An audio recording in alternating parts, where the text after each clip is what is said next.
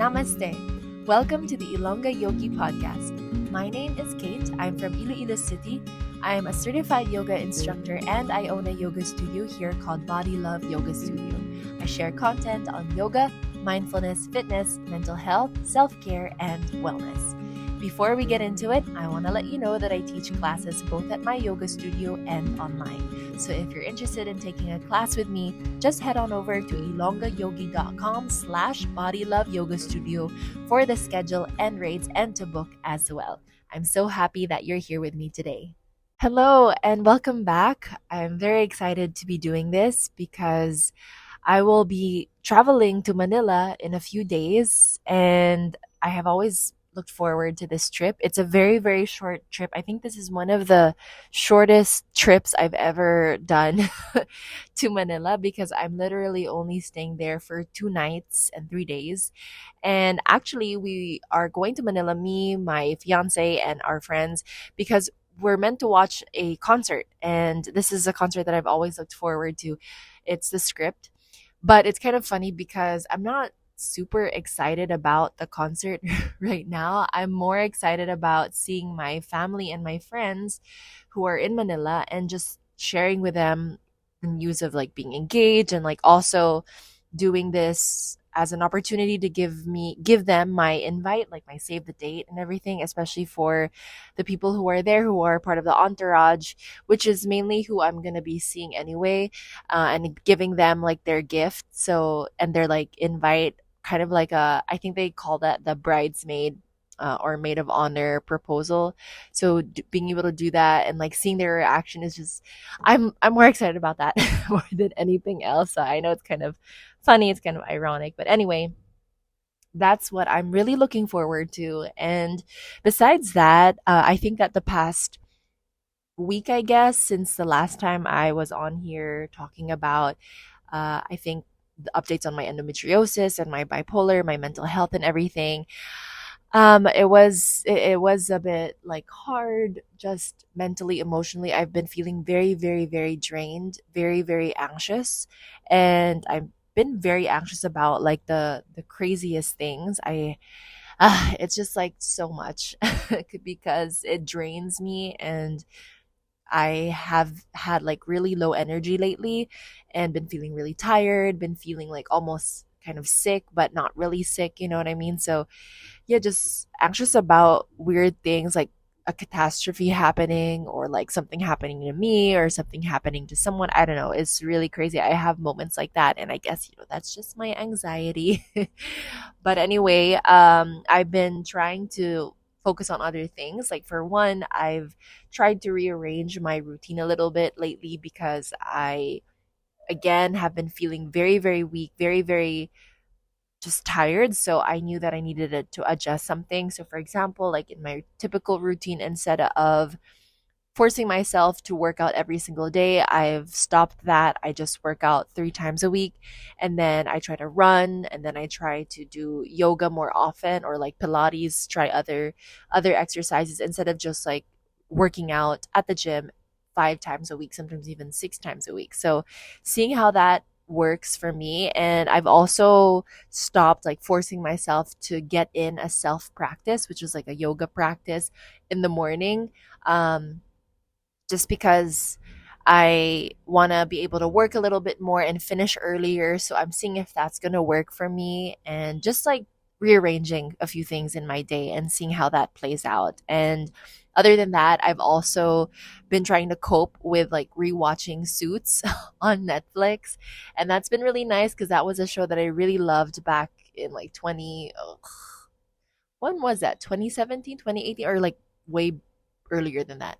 Yeah, I think it was like 2012. Oh my gosh, that's crazy. Back in 2012, because I remember I was like graduating from college, and that's the time when I watched Suits. So, anyway, yeah, doing things like that have helped me a little bit, and obsessing over human design, which I have recently discovered too, that has helped keep my mind off of my anxiety a little bit. So, to all my other friends out there who are also struggling with their anxiety, I'm here, I'm struggling, I hate it, but I'm just trying to cope through like meditation, through watching Suits, being on TikTok, all these things just to keep me going. So anyway, that's basically a quick update what's been happening with me.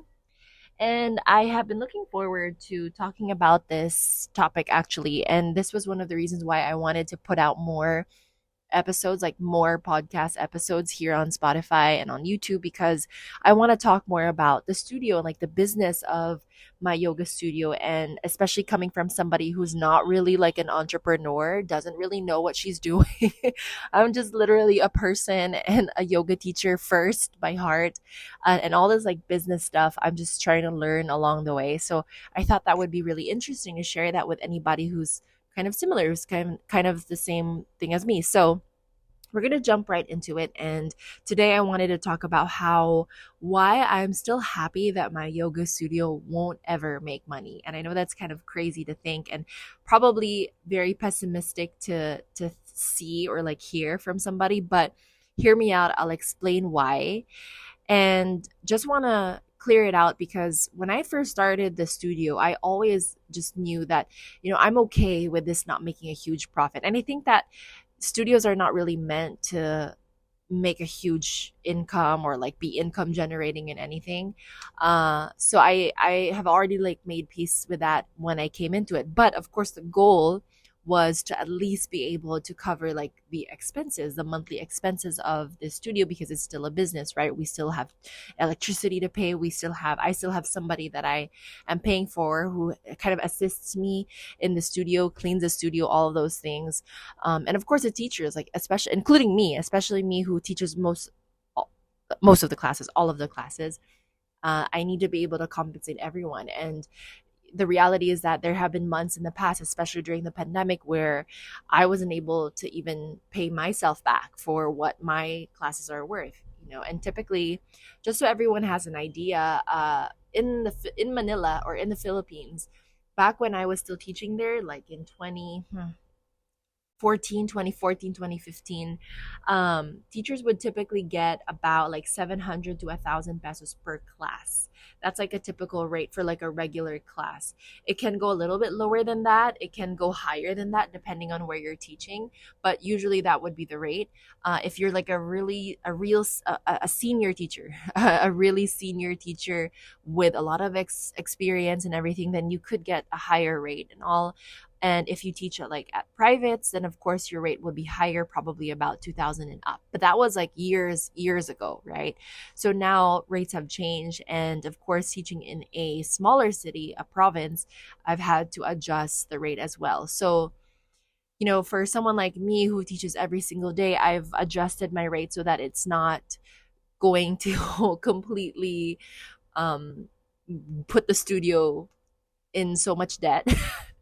But at the same time still be able to cover like also my personal experience and my needs, and like keep it like balanced, keep it balanced that my value is still seen by the studio, and then I'm also considering all the other expenses. So anyway, that's always been the idea of having this studio. So I've always known that it wasn't going to be this huge money making thing, and that's fine, because at least I'm doing something that I love to do. I'm doing what I'm passionate about, and being able to have so much flexibility, pun intended, no pun intended, so much flexibility throughout the day, that is already like a benefit in itself, sort of, so I knew that coming in.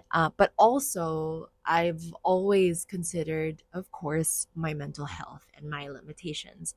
And I've mentioned earlier about like human design and everything. And it's been very interesting to discover more about that, because all the more that it has justified like how I am when I work and what works for me and what doesn't work for me. And obviously, because for those who are interested to know or understand human design and everything, I am a projector.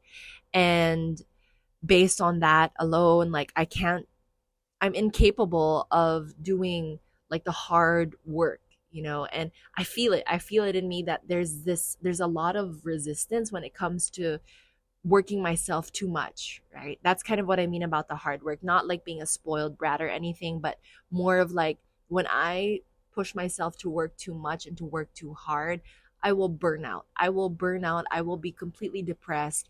And I think that's why I've always been so depressed for a huge chunk of my life, especially when I was younger, because I was forcing myself to work at the same pace as the whole world was telling me to work at, or even more than that, being someone who wants to impress everyone, be top of the class. That was just like too much to ask somebody like me who's not really wired that way. So that's kind of why it's been very interesting to learn more about human design and like talking about this topic now of like burnout, knowing that I have these limitations and my mental health also stops me from pushing myself too hard or doing too much, right? So taking into consideration these things, I also knew that okay, I don't think I will be able to handle teaching as much as I would love to, or as much as like a studio should be teaching. I don't think I can operate like how other studios operate in Manila, who have like classes round the clock throughout the day, every day. I can't do that. And also because, in Iloilo itself, we don't have that many teachers yet, and there isn't really I guess teachers who want to do this full time yet, right? Very rare. Probably just me for now. Maybe there's like one or two out there, but might not be certified. It depends. Maybe there are some that are certified, but again, this isn't really their priority. So it's not that easy to operate the same way as other studios elsewhere in the world. So that too, considering that. And of course, more importantly, the sustainability of every decision I make and everything that the studio does, making sure that this can live on for as long as possible and not just be this one time thing for a few years and then like disappear after a few years. I don't really want that. So as much as possible, longevity has something I bit that has been a priority for me, and making decisions that prioritize longevity is something that I've always knew was important to me. So this is kind of why I knew that the studio wasn't gonna be a huge thing. It's not really meant to be a huge thing. So let's just take a quick break before we continue. I wanted to talk about my juice brand here, Daily Greens. If you're in Iloilo City and looking for a healthy juice that doesn't have any added sugar, no preservatives, and is packed with a variety of vegetables and fruits, then you should try Daily Greens. With two flavors, healthy greens, which is mostly leafy greens, and carrots and veg, which is about 50% carrots and other vegetables and fruits, this is unlike any other juice sold on the market. Most juices are packed with more fruits to help it taste better, but completely miss the point of being a nutritious and healthy drink. Remember, fruits are still filled with sugar and must be enjoyed in controlled portions. Daily Greens makes sure that you get the most out of a bottle, packing it with more vegetables than fruits and making it fresh daily, not to mention affordable for everyone. You can enjoy a bottle or two every day, which is perfect if your goal is to maintain healthy yet easy habits in the long run. Because we want to ensure the best quality, I encourage you to pre-order at least a day before, and you can either pick it up at my yoga studio, Body Love Yoga Studio in Mandurriao, or have it delivered straight to you via Maxim. This is your sign to start building healthier habits in the most convenient way with Daily Greens. So the studio has been around for 4 years. It's about to have its fourth year anniversary in a month, and that's super exciting. We're almost at our fifth year mark, and so it's nice to look back on how the studio has changed. I remember back then I definitely tried teaching twice a day. I've tried teaching every single day. I've tried teaching multiple times a day, thinking that that's how I'm supposed to do it. And I remember because I was trying to also earn like a certain amount of money for me and for the studio, I said, I need to do this. I need to push myself. But then, like, after so much trial and error, I realized, oh, that's not really gonna work. That's not gonna work for me. Not even being able to teach the same way I did in Manila. I don't think I can do that here because I'm in a different time in my life, a different phase. And of course, the studio was just starting out. So naturally, there won't be that many students yet, right? And yoga is still sort of new here. And so I know that it'll take time. So through the years, I've learned that I think I need to strive for balance rather than push myself and strive for like, a big success, but kind of feel drained inside. And that kind of doesn't really align with what the studio's supposed to do or what the studio is meant to teach everyone, including me. And so I would always receive like feedback. And that's very normal as a business owner, and before I would always take it to heart. I would always listen to everything that every person would tell me and actually like do it and apply it. Um, when somebody would tell me you should open like a morning class or a time slot at this time, I would be like, okay, I'll do it next month. Like that easy, that simple. When somebody would tell me that maybe you should offer this type of class, I was like, okay, I'll find a way and I'll make it happen. When somebody would tell me maybe you should do a workshop or an event like this, I would always be like, okay, let's do it in a few weeks. And then I would do it, and then I would dread it, as it would approach, like realizing that, oh no, I don't think I should have done this. I don't think I'm ready for this. I don't think I can handle it. I don't think I'm prepared for it. And it would completely like fail, or I would make it happen, and then let's say the people who recommended it or suggested it don't show up. And I think that's a very common thing that happens in studios, because I've also seen it happen when I was teaching in Manila with many other studios that I was just a teacher and not owned. I didn't own those studios or anything. So I saw that happen a lot. And so that's when I realized that sometimes taking feedback and applying it to your business right away doesn't always work. I think it's good to listen to what people are saying and to see if you can make it work or not, but to not let that compromise, like for me, like my mental well-being, number one, because I am the sole like owner of the studio. I am the only person who's teaching here and who can teach regularly and be able to show up for the students, right? And it's just not worth it all the time. So realizing that, I've had to learn to pull back a little bit and give it like time, like really think about these things. And so this is why every single decision that I've made for the studio ever since it opened, there is a reason behind it. Like there is an intention behind it. Nothing is just like decided out of nowhere, like maybe I should just do this, maybe I should just do that, right? It's never like that. I have carefully like thought out of everything from the beginning.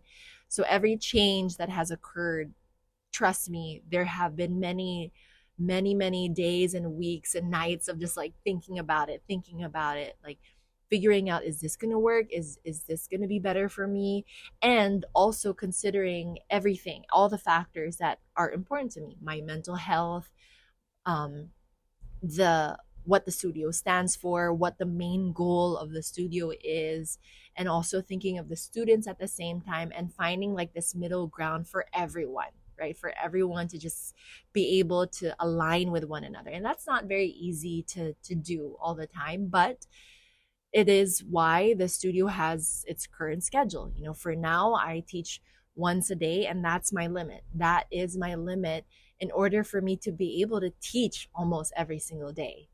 Because if I don't do that, if I teach twice a day, I tell you, trust me, there will be a day or two where I will cancel the class last minute because I am breaking down already. Like I literally cannot show up for the class anymore. There will be days where I will feel very, very sick, probably have to deal with a migraine. And that's why I cannot teach as many times in a day or cannot offer too many classes in a week anymore.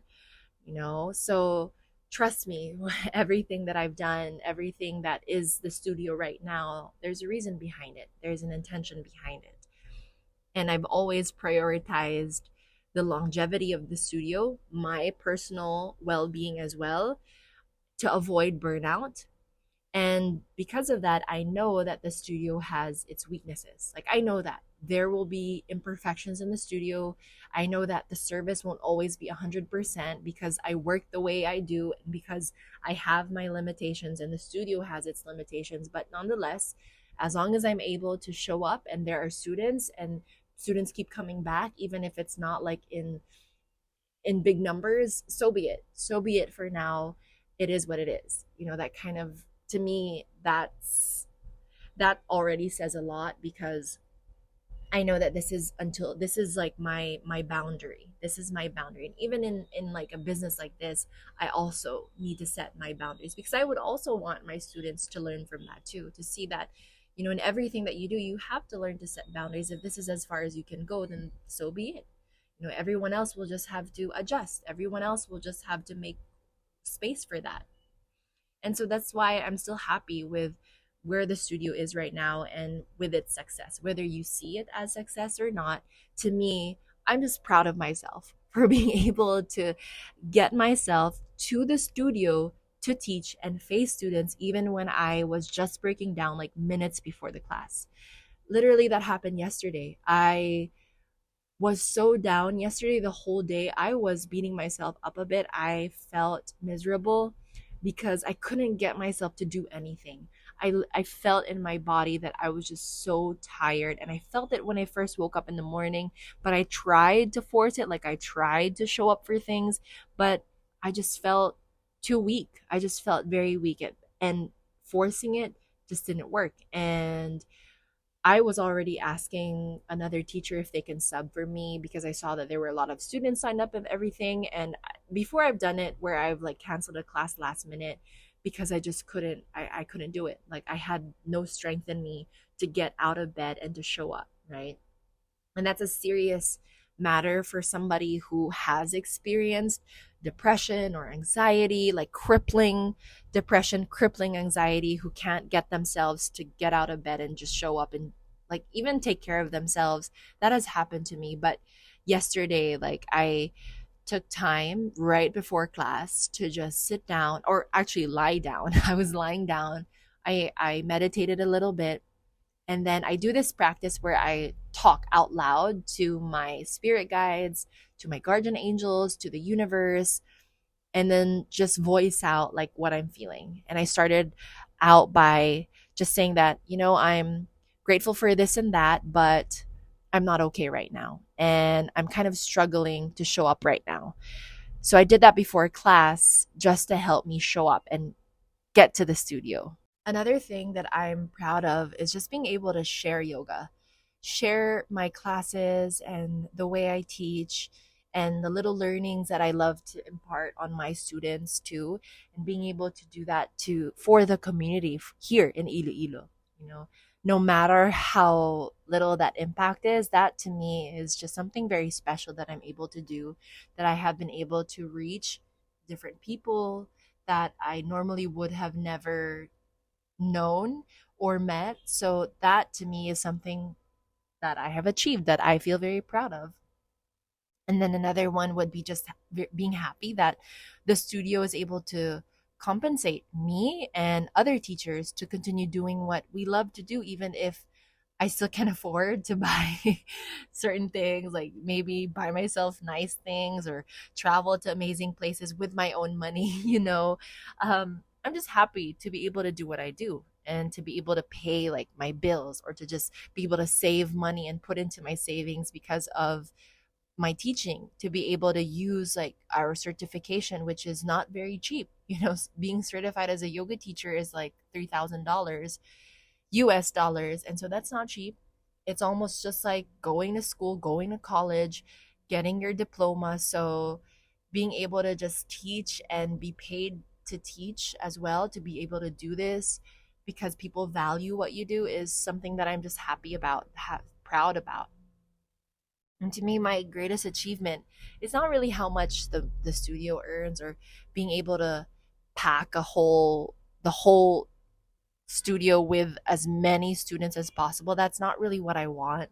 It's just being able to show up for my class, being able to teach my students something that is deeper and more meaningful than just like leading them through asanas. Like, that's not important to me anymore. I'm not going to be the teacher who will teach you how to do an arm balance or an insane back bend just for the sake of it.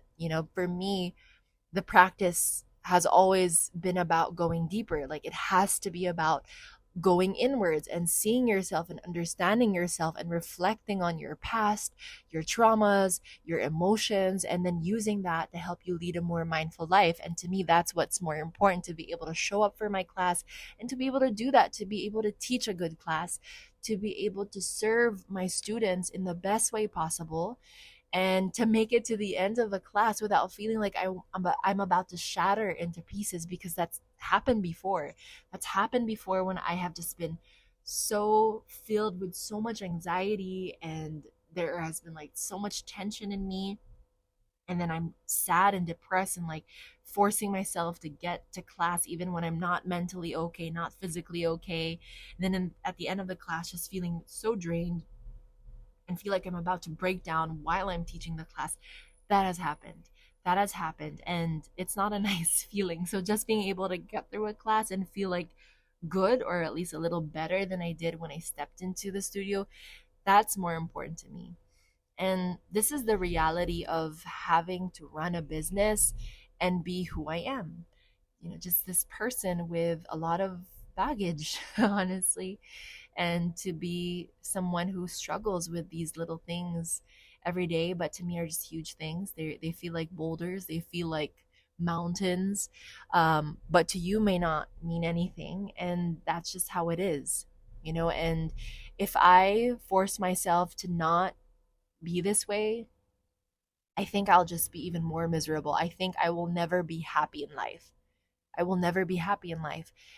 So being okay and being at peace, having this sense of peace with just where I am and what my limitations are, what I'm capable of, what I'm not capable of, and just letting go of the rest, that has kept me going.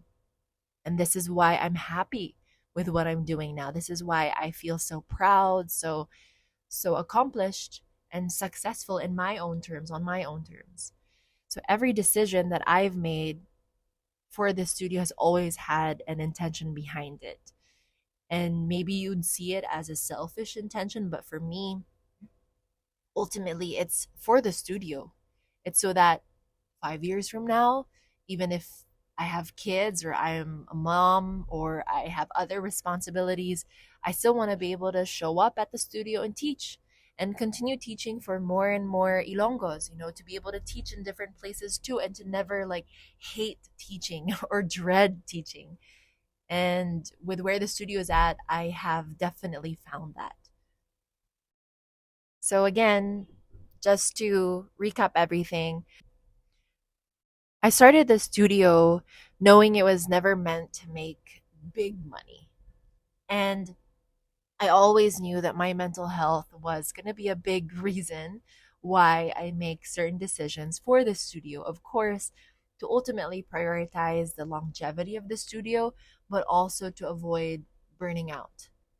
I've always focused on the little wins that the studio has allowed me to have, and to always focus on being able to serve my students in the best way without taking so much away from me, without draining me to a point where I am no longer happy teaching. I never want to live the day or see that day wherein I just hate teaching. And so it's always been a balancing act. This balancing act has taught me to make peace with wherever the studio is right now and the success it has achieved so far. And this is why I'm happy my yoga studio won't make money. So thank you guys for listening to this episode of the Ilongga Yogi podcast. Check out my blog, ilonggayogi.com, for more similar content, and follow me on my socials at Ilongga Yogi. I'm wishing you peace in the body, peace in the mind, and peace in the heart wherever you are. Take care, and I'll talk to you again soon.